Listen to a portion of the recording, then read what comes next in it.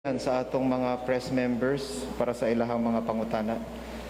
Ang unang mangutana, Gov, si Allen Dordora of DYRD. Mayang buntag, Alan.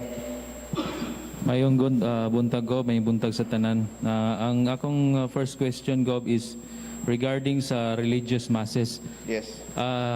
Apil ba ni ini kadtong dili adlawng Domingo nga na may mga misa gud nga dili adlawng Domingo? Yes, starting Corpus Christi nato Sunday, which is, what, is that the 15th? The 14th. The 14th, then masses will proceed at 25% capacity of the church or the chapel. But I would like to, thank you for asking that question, Alan, ha?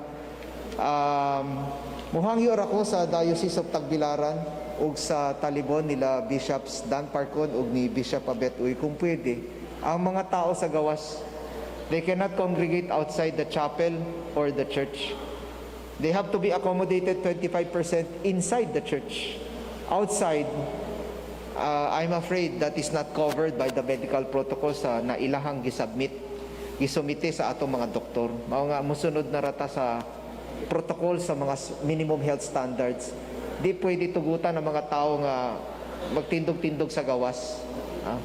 Kinahanglan ba ni Gov og quarantine pass gihapon? The mayors are saying that the quarantine passes are still required. But as to attending mass, I don't believe that's covered. That's not covered. But ang LGU quarantine passes for buying food or entering the market, I believe that is still enforceable. Enforceable pa according sa ato mga mayors, but no specific pass to attend a religious service. So, pwede ang tibuok pamilya, Gov, maka-attend sa mass? I believe so, as long as you're not violating any curfew. We have to be consistent with the Tuesday, Wednesday, Thursday curfew na allowed ang mga senior citizen, Tuesday, Wednesday, Thursday. Ang mga kabatanunan, Biyernes ug Sabado. As long as you don't violate those, then it is all right to attend the mass together as a family. Nihangyo po ang atong mga senior citizen nga kung pwede katong usa ka adlaw sa ilang libre nga ibalhin sa Domingo. Is that possible, Gov? I cannot make that decision unless I first consult our doctors.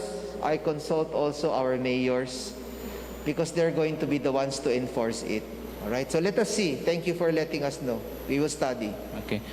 Second question, Gov, is backward policy. If ever